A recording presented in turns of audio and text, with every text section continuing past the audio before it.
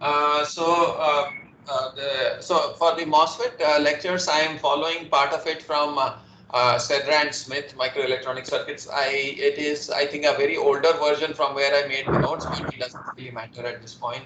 The concept hasn't changed over the last 10 years at least on whatever we are going to read up. Okay. I'm showing you here perspective. Now this we are discussing about MOSFETs. MOSFET is metal oxide semiconductor field effect transistor. Metal, basically the gate used to be a metal before, so it's shown over here as a metal. Okay. So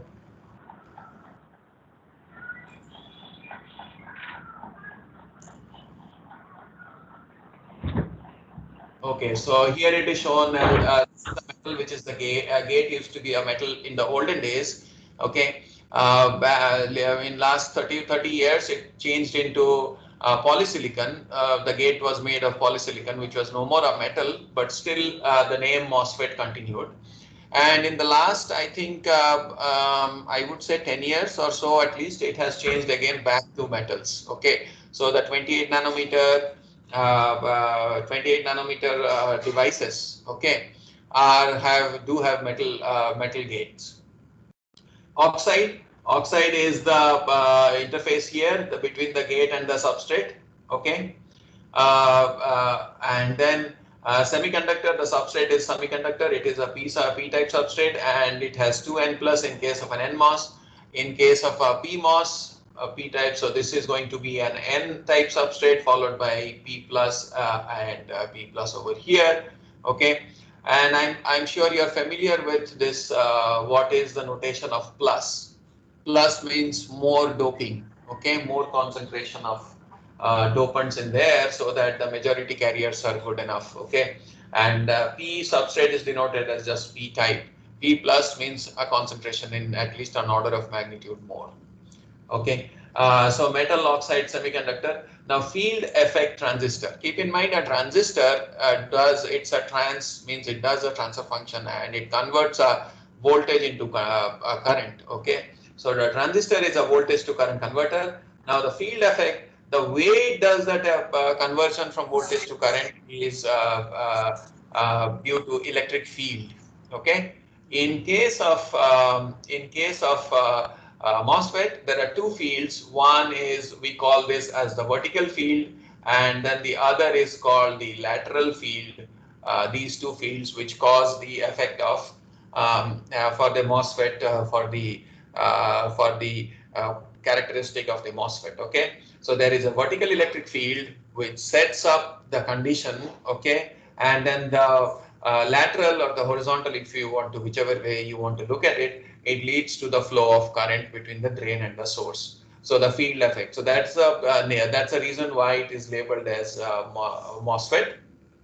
Okay. Now next thing that I wanted to ask you, and this is the cross-sectional view. Okay, that this is a three-dimensional perspective view. So now if you see, this becomes the width of the transistor. This is the width of the transistor, and the length of the transistor is given over here. So this is the length of the transistor. Okay, so this is the perspective view. The length is the distance between the source and drain. So there are two kinds of length. One is called the drawn length. Okay, so let's call it as a drawn length. And then the second is called the electrical length. Okay. Now, a drawn length is what is actually physically getting fabricated, and the electrical length is what finally the length of the channel due to the drain source voltage or something. Okay. Any questions?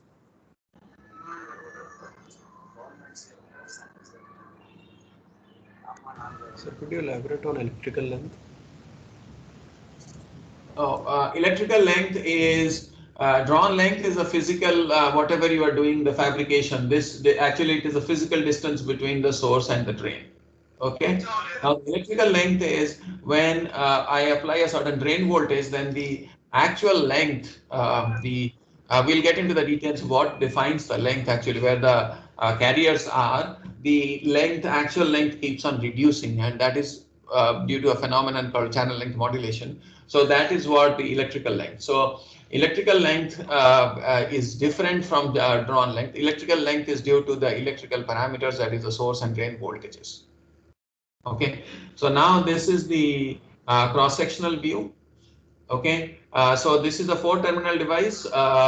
Gate is one terminal, source second terminal, drain is the third terminal, and the body is the fourth terminal of the transistor. Okay, so you already know all these things. I'm just repeating. So again, there are two types of MOSFET. One is the enhancement type. Okay, and the third is the depletion type. Now let's try to understand why is the name enhancement given. Enhancement means you are going to enhance something. So what happens is the voltage applied enhances the quality of the transistor and makes it conduct the current. That's why we call it enhancement type. Depletion type, even in 0 voltage, it is going to conduct current between the source and drain. That's why it's called the depletion type. Okay, now another name of MOSFET is insulated gate FET, but it is a slightly different from MOSFET. IG FET is a little bit different, but not exactly that, because but the construction is different.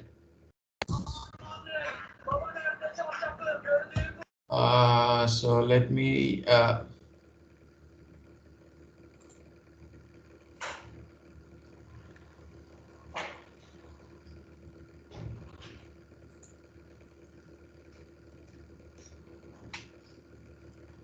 okay, was there any feed through or something? Are you guys able to hear clearly?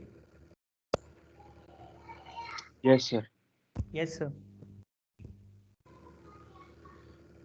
Okay. Now, as I said, enhancement type MOSFET, we are going to analyze that, and we are not going to discuss much about depletion type MOSFETs, because in an integrated circuit, and for that matter also in PCB level, board level, most of the MOSFETs that we use are enhancement type MOSFETs. And depletion types are used, but very rarely. I mean, there are very special applications where you might need depletion type.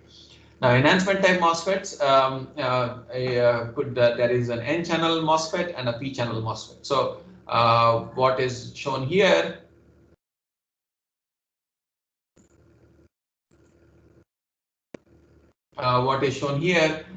this is an N-channel MOSFET. So N-channel MOSFET is on a P substrate. So N-channel, because these are the source and drain are N-type, and the channel which carries the current, with the channel that is formed here, is made of electrons. Okay, and in case of a P-type, this will become P plus. Okay, and this will become P plus, and this will become N. And usually what happens is that there is, when you buy a silicon substrate, you have one substrate which is typically P-type. Now on that same thing, you have to fabricate a PMOS as well. So what you do is, so let's extend the substrate a little more over this side, this way. Let's say this is continuing, the substrate is continuing. Now I want to fabricate a PMOS over here. So what happens is that for a PMOS, the body has to be N-type. So, but the substrate is P-type. So what we do is we make something called an N-well. Okay, we call that an N-well. So that becomes the substrate for the PMOS. And then we make the source P plus over here, and the drain P plus over here. And as usual, there is a gate. This is the oxide, and this is finally the gate where you make the contact. This is the source, and this is the drain. So now, one more thing that you might be noticing here is that this oxide actually overlaps the substrate a little bit. Is the red pen visible for all of you? Yes, sir. Yes, sir. Yes, sir. So you can see that this is overlapping a little bit. So I don't know if you have studied the device process fabrication.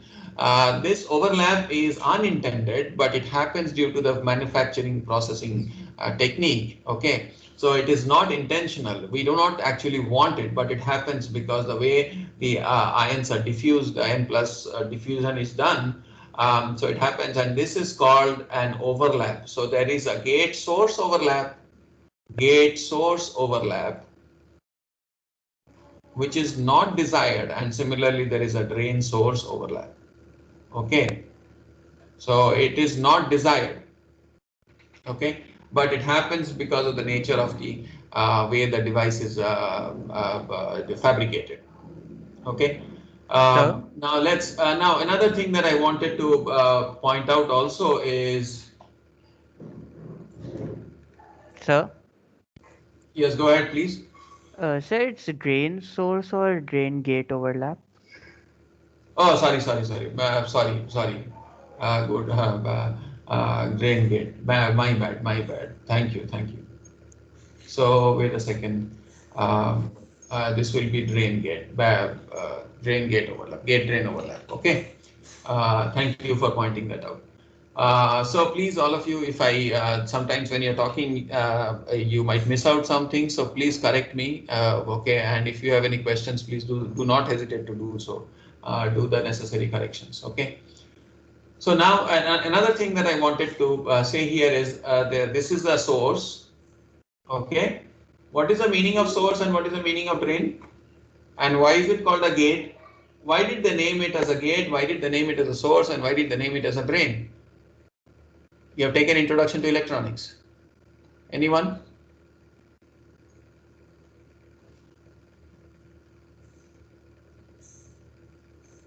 So it supplies the carriers and drain through drain they go out. Good point. And why is it a gate? It controls the flow. Yes, just like a gate of your house controls the entry and exit of people, the gate controls the entry and exit of the carrier, and the carrier's source provides the carriers, and the drain drains out the carriers. Okay. So you will see that in electrical engineering, most of the names that you come across, they will really have some physical meaning. Okay. So without that, why is something called a depletion region? What is the meaning of depletion region? Deplete means what? No active carriers present. No active. Depletion means what? Last A region reduction. that doesn't have any depleted of carriers. Sir, reduction. It is depleted of carriers, right? Lack of carriers. Yes. Lack of mobile carriers, yes. Mobile carriers, yes. I mean, see, carriers are, I mean, one that is depleted of carriers, does it have any charge?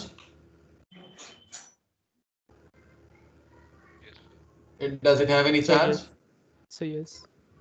It has the ions in it, right? Okay. So anyway, so now let's get on to the next thing. Okay, so we will do this analysis is we'll do a qualitative analysis first, and then we'll go into a quantitative analysis. Okay, I want you to remember the pictures as we go along. So what I'll do is after this lecture, whatever notes I'm making on this, I will also upload with the notes if there is something significantly different. Okay, otherwise any of the videos will be there. You can download the videos. And that will have those annotations. Okay. Now, in order to do a qualitative analysis, we start off with the source and the drain connected to both ground. Okay.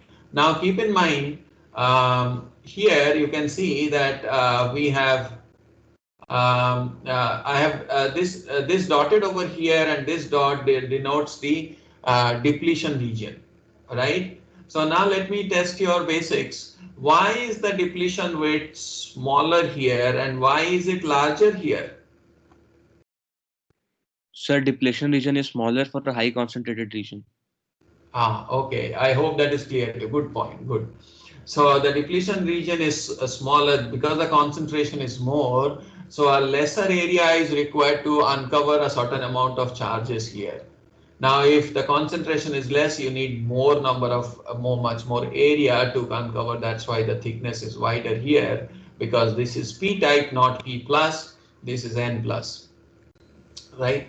Now let us start off. Now what we'll do is we'll analyze the thing in the scenario where the gate voltage goes from minus infinity to plus infinity. Okay, so we start off with very negative voltage.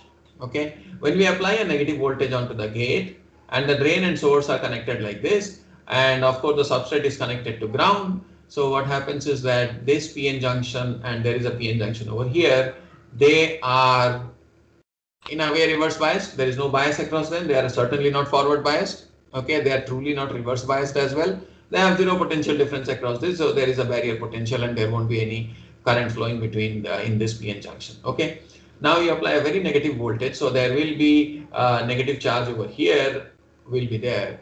Now if there is an insulator over here, so this will act like a capacitor. So what is the property of a capacitor? It will just store the opposite amount of charge on the other conducting plate. Okay, so therefore if I have negative charges here, there will be a bunch of positive charge over here. Okay, now the positive, so now what happens is that a P substrate anyway has the positive charge carriers. Okay, holes are the carriers. Okay, so now what happens is that these charge accumulate under the gate, and that's the reason we call it accumulation mode. Okay, it accumulates under the gate. Now what happens is that since there is a barrier potential over here, there is a depletion layer over here, there is a depletion layer over here, and there are positive charges over here, there cannot be any current flow between the drain and the source, because even if I apply a potential difference between the drain and source, there is a depletion layer and it is not going to allow the flow of current to happen. So in the accumulation mode, there cannot be any current flowing between the drain and source, and that is what is written here. So I have written here polysilicon gate is connected to negative voltage, resulting in some negative charge on the gate. So that's what I said, there is negative charge on the gate. The same amount of charge, but positive charge is mirrored at the other end of SiO2, that is in the P substrate. So the positive charge is mirrored over here. The negative voltage results in accumulation of holes or majority carriers of the substrate. So if it was a PMOS, then this is going to be, the substrate will be actually N substrate, or if I want to fabricate on the same substrate, this will be an N well, and therefore there will be negative charge over here in case of a P, and this will be P plus and this will be P plus. The similar scenario happens, but it will happen for a much positive gate voltage. Just the opposite, whatever is happening for a negative voltage here, in case of a very positive voltage, the same thing, accumulation of charge carriers will happen underneath the gate for a PMOS. Okay, so that's why I have made it generic. Negative voltage results in accumulation of holes or majority carriers of the substrate. Okay, if we apply some potential difference between drain and source, current is not going to flow. Okay, I have mentioned that there is a depletion layer over here, depletion layer over here. First, we have to overcome the barrier potential before any current can. We have to get rid of this thing so that any current can flow here. Note that PN junction and the source and drain are reverse bias or a zero potential difference. Depletion layer is there. Barrier potential prevents any flow of holes from P substrate to N plus source and drain region. Okay, so therefore there is no current flowing in the accumulation mode. Okay, so the accumulation mode, if there is no current flowing, what is the use of this? This mode is used to realize capacitors. Realize integrated capacitors.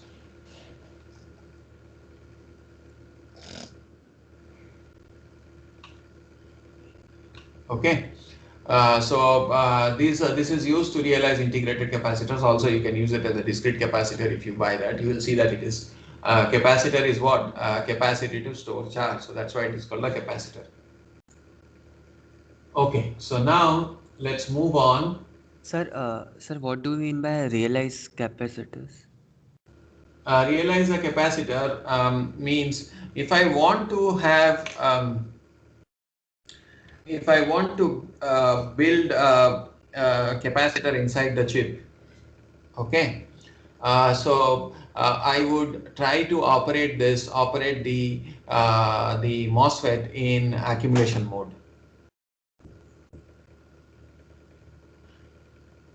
Okay, so that is the way we would realize a capacitor, because capacitor I cannot show. I can how do I say?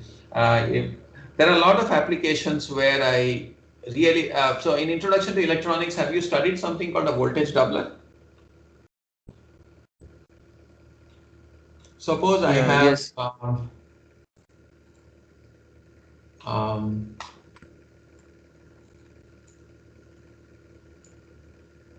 So We have, let's say, a circuit like this, and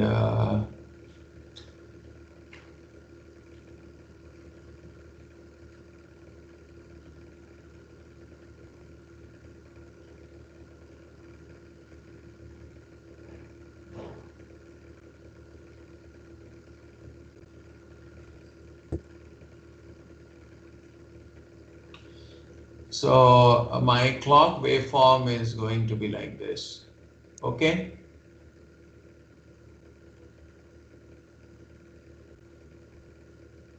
So this is phi 1 and this is phi 2. How does the output voltage look like? What will be the output voltage in phi 2?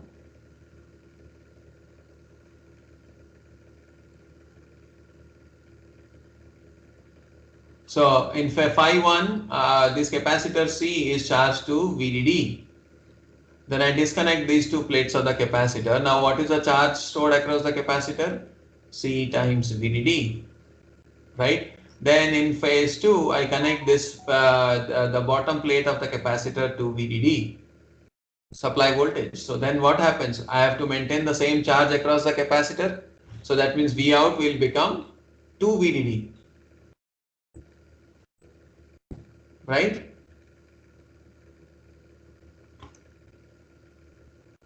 Does it make sense? Yes.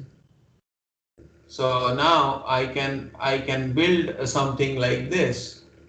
So what we can do is I can connect a phase 2 here and have a load capacitor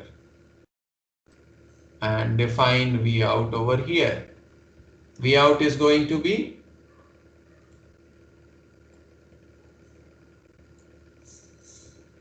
V out will be equal to 2 VDD. Correct? Yes, sir. So eventually at t equal to infinity, it will finally reach a 2 VDD and maintain that unless I discharge the capacitor by load capacitor by connecting a resistor. So this is called a voltage doubler circuit. So what does it need? It needs a few things. It needs a capacitor and it needs switches. Now we'll see as we go along the thing that the MOSFET can be used as a switch and the MOSFET can also be used as a capacitor, and therefore it can be used to realize a voltage doubler.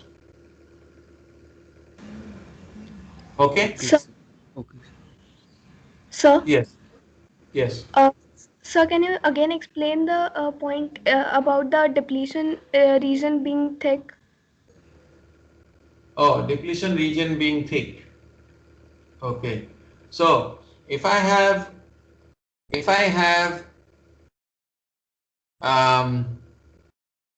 so think of it like this.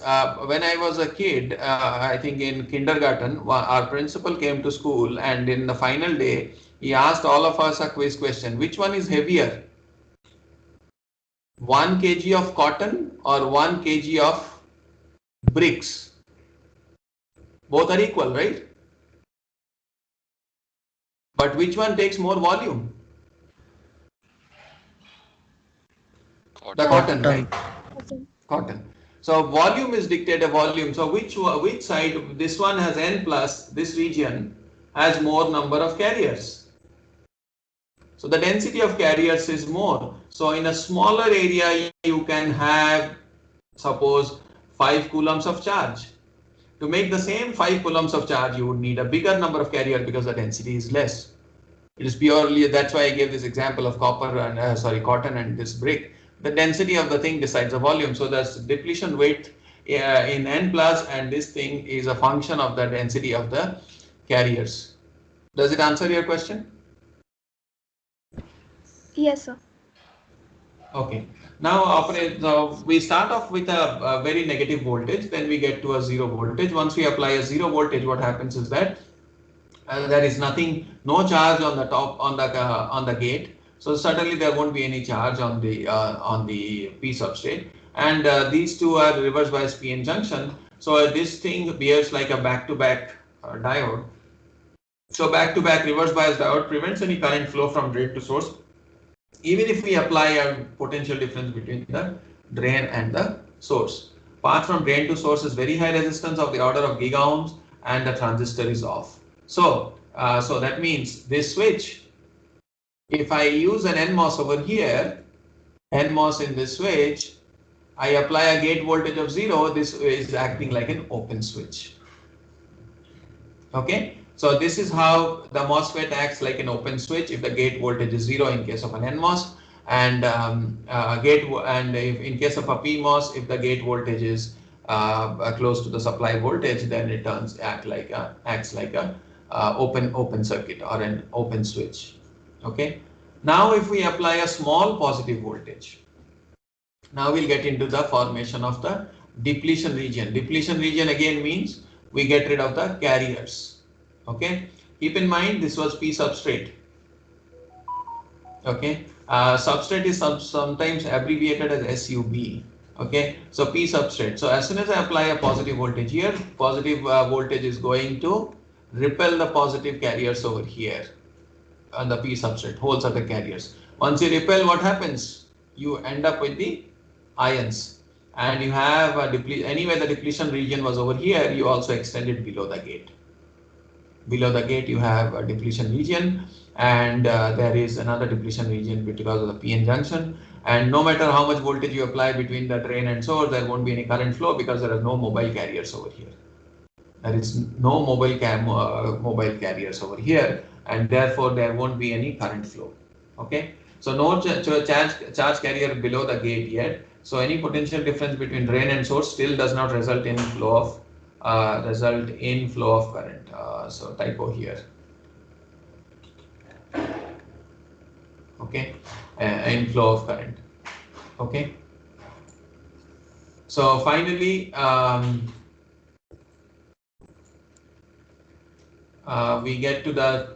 Now if I apply, now we something called the creation of an inversion layer. So keep in mind what is the language here. Inversion, English word inversion means you are doing something, you are inverting something, and you are creating something called an inversion layer. That means inversion layer has to should be in a P substrate carrier. This is P sub, carriers are holes. By inversion you are generating carriers which are electrons. So you have inverted the substrate. Okay, the mobile carriers in this substrate turn out to be the minority carriers, but truly they are not minor. There is something else. We'll get to that. What happens? Okay. So now when you apply a sufficiently large gate voltage, okay, and that sufficiently large is defined by something called a threshold voltage. Okay. So in this course we'll be interchangeably using VTH as threshold voltage. Okay, VT also as threshold voltage. Okay,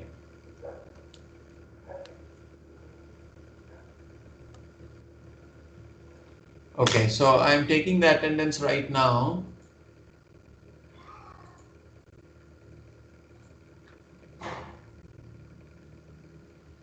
Okay, so download attendance list. I hope software is working correctly. Where does it download? I don't know. Okay, anyway, I'll figure out tomorrow. We'll get to know. VT is the threshold voltage. Sometimes we'll be using VT also to mean the same thing. Okay, so whenever in the problem, and keep in mind when VT has to be used as thermal voltage.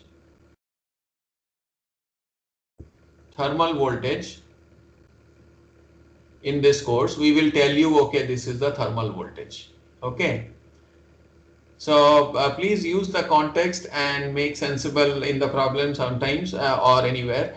Use the context to understand the variables. So VT is thermal voltage in which is KT over Q, right?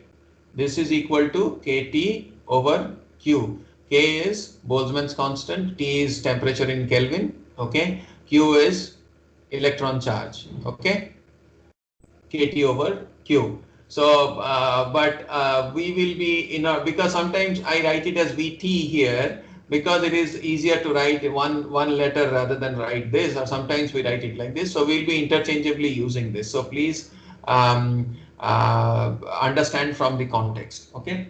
So now if the gate voltage exceeds a certain voltage, the threshold voltage, the electrons get attracted from the N plus source and drain. So the electron, these are majority of carriers which are electrons, they get attracted into the region below the gate on the surface of the substrate, thus creating a channel of mobile carriers. There is a channel of mobile carriers. Okay. The channel of mobile carriers are created on a p-type substrate. This induced layer of mobile carriers is also called inversion layer, as it is created by inverting the surface of the substrate. So the p-type substrate was inverted to have a negative ions, negative carriers, say, electrons here. Now in case of a PMOS, here it is an N-type substrate, so this will become holes over here.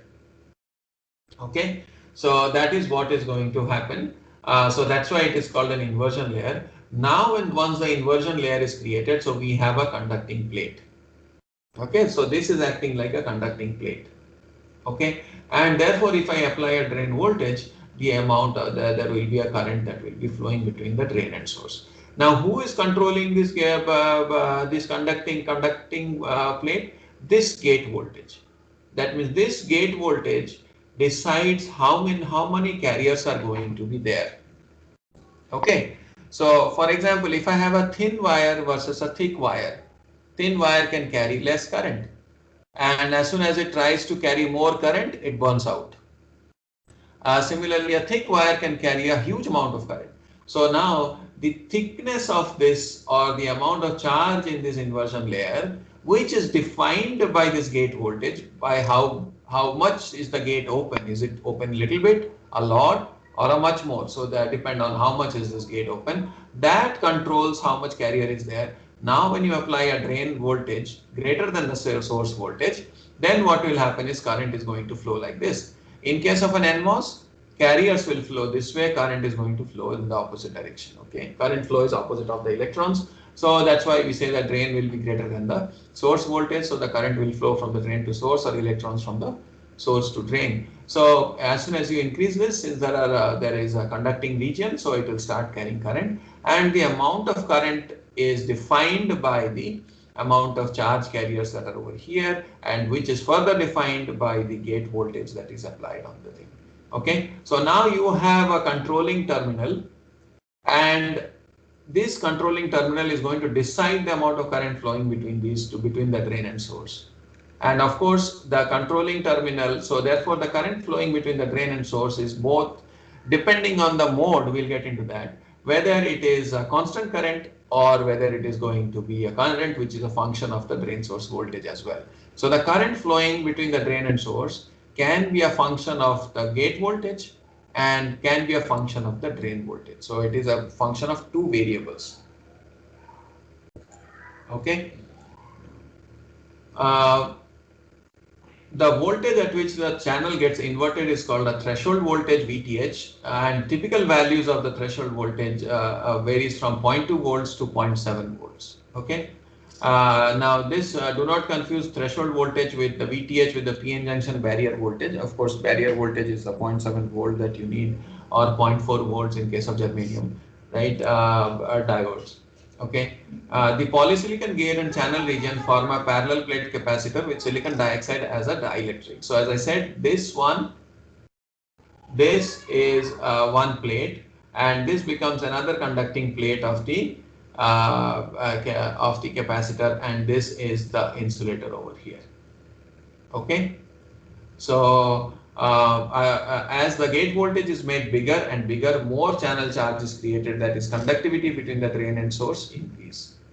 Okay, so basically I want you to remember these four pictures. Accumulation mode picture, remember it pictorially, equations will automatically fall in place also. Okay, then with zero gate voltage, how it looks like the channel, then with inversion, how the channel looks like. So you have to remember these three pictures, and then there will be another picture as I make this sufficiently large. So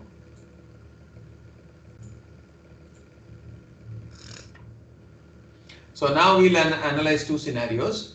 Okay, when VG is greater than VTH, means the inversion layer has been created, and the drain voltage is small. Now keep in mind in electrical engineering, we always have a reference terminal. We always fix a reference terminal with respect to which the voltage is always measured.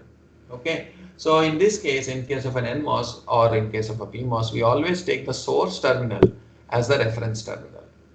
Okay. That means the provider of the carriers is typically considered as the reference terminal. So that means we are going to define VGS and then VDS. Okay. So when VDS is small, okay, we'll analyze two scenarios. When VDS is small and VDS is decently large, something else happens. Okay. Now when VDS is small, current flows due to electrons moving from source to drain. So that's a source of carriers.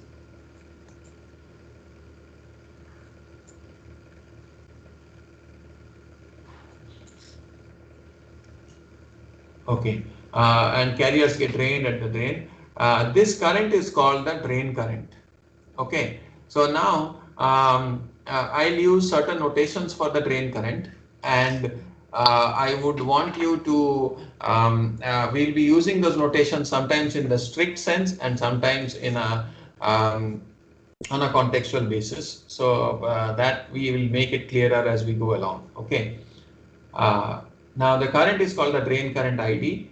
The magnitude of the current is a function of channel charge, which is a function of gate minus the threshold voltage. So this amount of this charge over here that is coming out is a function of the gate voltage. So we say that it is a function of VGS minus VTH.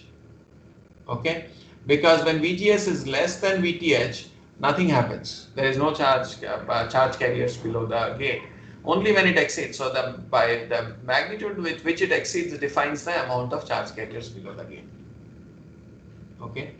Thus, channel conductivity is proportional to the excess gate voltage, and this excess gate voltage VGS minus VTH is sometimes called the overdrive voltage VOV, sometimes called the effective voltage, and another name that is also commonly used is called the VDSAT. Again, three terms which mean the same thing, which is the excess voltage. Okay. Well, VDSAT, I would have introduced it later, but I'm giving you the three terminologies. So when VDS is very small, ID is proportional to VGS minus VTH. When VGS is the channel is enhanced to carry the current, and therefore it is called an enhancement type MOSFET. Okay.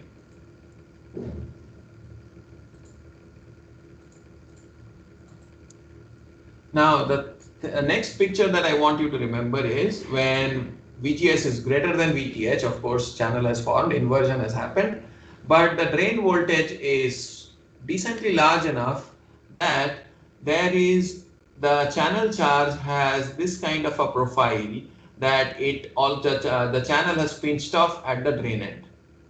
Okay, so you can think of it a pipe through which water is flowing, and at some point you hold it tight, you pinch it off.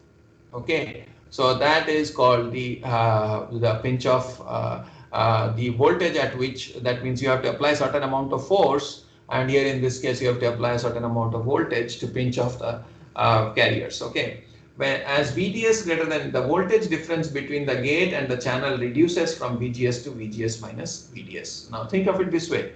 So when gate voltage, so the amount of charge at this point is proportional to the gate. This is a conducting plate.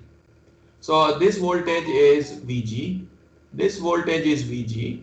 Similarly, at every point it is VG. But if I apply a voltage which is greater than, suppose I apply 1 volt here, then and this is 0 volts, okay, and this is 1 volt, okay, so it is 1 volt over here, 0 volt over here. So at this point it is going to be 0.1 volts, at this point it is going to be 0.2 volts, 0.5 volts, and here it is going to be 0.9 volts. Okay, it cannot, so if it is reducing like this, now the amount of charge below the gate, that is inversion that has been created, is a function of this gate voltage minus those instantaneous at each point, not instantaneous, at each location, okay, voltage.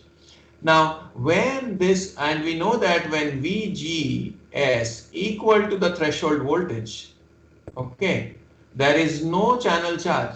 So that means if VDS, the drain voltage, approaches this VGS minus VTH, okay, VGS minus VTH, that means this voltage is overdrive voltage is 0 at this point, okay. And if that is 0, then there won't be any charge carrier right below the gate at that point. And that is when we say that the channel has been pinched off. Okay. So the channel there gets tapered, being deepest at the source and shallowest at the drain. If VGD equal to VTH, keep in mind, if this voltage and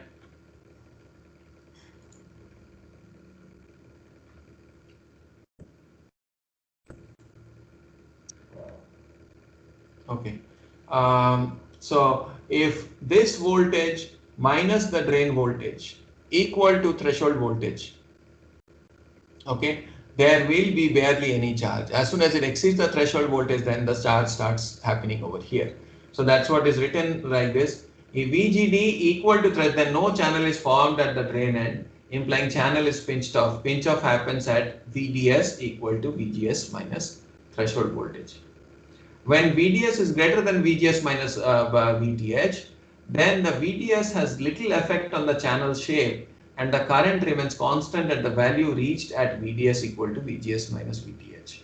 So what it means is that when I have pinched off the channel here, okay, at the drain end, after that if I keep increasing this voltage, the current flowing between the drain and source doesn't change, because after the pinch off has happened, the drain voltage is not going to impact the amount of charge that is underneath the gate that much. So the current therefore is going to stay constant, and whenever there is a constant current flowing between the any two terminals, the device is said to behave like a current source between those two terminals. Okay, and therefore this transistor MOSFET at that point after pinch off is called a voltage controlled current source.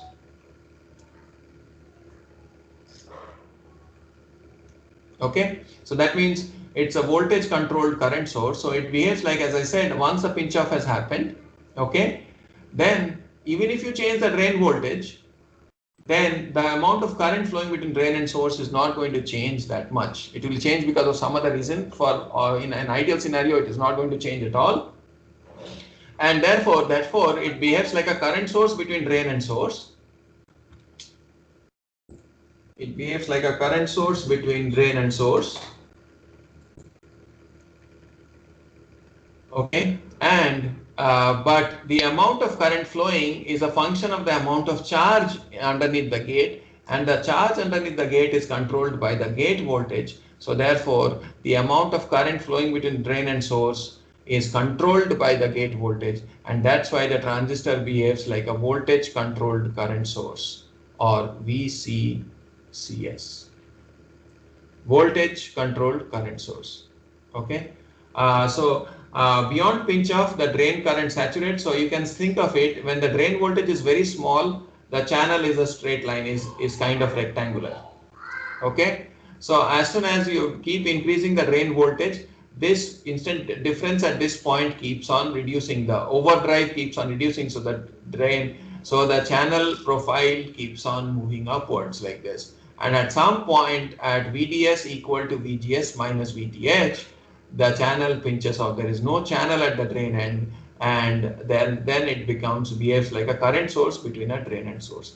So the channel profile as VDS is increased. So anyway, so there is a typo here. So does it make sense? Any questions on this? So Yes. So if we increase the VDS further after VGS minus VTH, then the channel would pinch off further away from the drain, right? Yeah, that I was getting to after some time. So then what happens is that the channel, the pinch off point keeps on moving, either it will keep moving closer and closer to the source. Okay, and that time we say that the electrical length of the channel is keeping on reducing. And that is called channel length modulation. Okay, so the drawn length is this distance between the source and drain, but after saturation, after pinch off, as soon as we keep increasing the drain voltage beyond pinch off point, then the channel, the pinch off point keeps moving closer and closer to the source.